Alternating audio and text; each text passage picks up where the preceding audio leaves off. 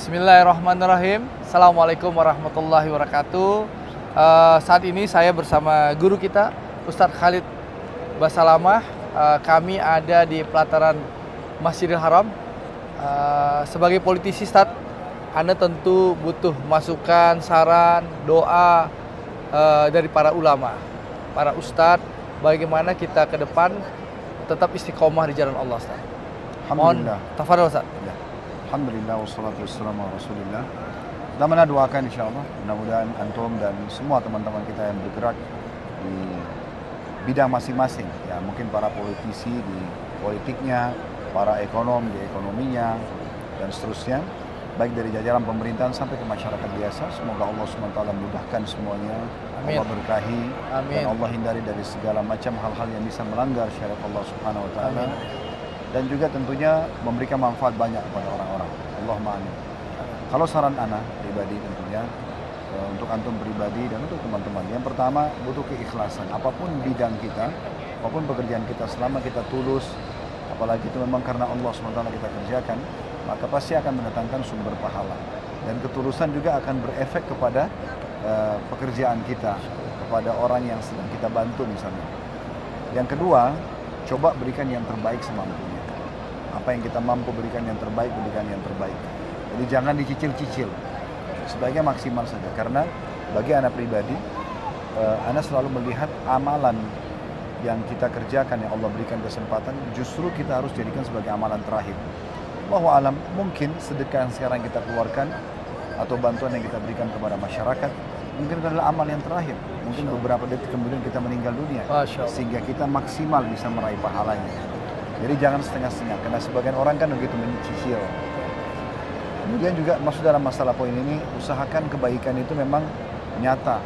Kalau keikhlasan dan tidak menyicil yang bisa disatukan, maka tentu tidak akan kita fokus pada saat kampanye saja misalnya. Tapi kita memang mengejar pahala di situ. Ketulusan dan memang maksimal dalam membantu ini akan membuat kita selalu sepanjang tahun, sepanjang hari, sepanjang umur kita akan selalu berbuat kebaikan. Kita menjabat atau tidak menjabat akan sama. Nah ini yang penting, karena sebagian orang ada demam kampanye saja. Saat itulah mereka. Jadi pas mau masa kampanye, setahun sebelum kampanye mereka hadir. Setelah menang, menjabat, hilang berapa tahun. Nah, itu kan itu penyakit politisi. Nah, itu yang makanya pada saat itu minta saran, kita berharap ini bisa diperbaiki. Ya, insya Allah. Sangat indah kalau para politisi itu justru mereka memang tampil di tengah masyarakat, mengambil hati masyarakat dengan ketulusan dan maksimal. Sehingga betul-betul mereka itu melakukannya sepanjang waktu. Dan pada saat mereka berhasil menjabat, mereka lebih baik lagi. Mereka tidak menjabat pun tidak menghentikan mereka dari perbuatan-perbuatan baik. Insya Allah. Yang ketiga, selalu kita maksimalkan orang-orang terdekat kita. Jangan sampai dengan mendapatkan jabatan kita lupa, terutama kedua orang tua, sanak kerabat, guru-guru kita. Nah, orang-orang ini yang perlu kita selalu rangkul mereka. Kalau kita lihat kesuksesan yang terjadi dari para pemimpin-pemimpin yang dahulu, pasti di belakangnya ada ibu yang selalu mendoakan, ada ayah yang selalu mendoakan, ada kerabat-kerabat yang mendukung. Nah, jangan lupa mereka. Makanya Nabi SAW pun diperintahkan oleh Allah SWT, wa anzir ashiratakal aqrabin. Dahulukan untuk kamu mendakwahi kerabat-kerabatmu. Bantu duluan mereka. Dan silaturahim, selain memberikan nasihat, mendatangi, mengunjungi rumah mereka, juga membantu mereka. Dan doa-doa mereka sangat berpengaruh sekali, terutama kedua orang tua. Ini kita harus maksimalkan orang sekitar kita. Yang keempat, kita sendiri juga lebih mendekatkan diri kepada Allah Subhanahu wa taala justru pada saat kita ingin diberikan fasilitas oleh Allah. Misal seseorang mau menjabat, mau jadi RT, RW, sampai ketika tertinggi dari bupati, camat, lurah, camat, kemudian bupati, wali kota, gubernur, menteri, presiden, kan semua ini fasilitas dari Allah. Maka alangkah baiknya kalau kita selalu libatkan diri kita dengan Allah untuk meminta itu. Karena banyak orang kadang-kadang dia berusaha dengan upaya sendiri, dia lupa kalau ada Tuhannya. Sementara kata Nabi SAW, mintalah segala sesuatu kepada Tuhan kalian walaupun sampai tali sendal kalian. Selalu kita libatkan Allah SWT, berdoa agar Allah mudahkan, Allah berkahi. Seperti itu. Yang terakhir, yang kelima, kesuksesan itu pasti akan dikerumuni dengan orang-orang yang tidak menyukai kesuksesan itu.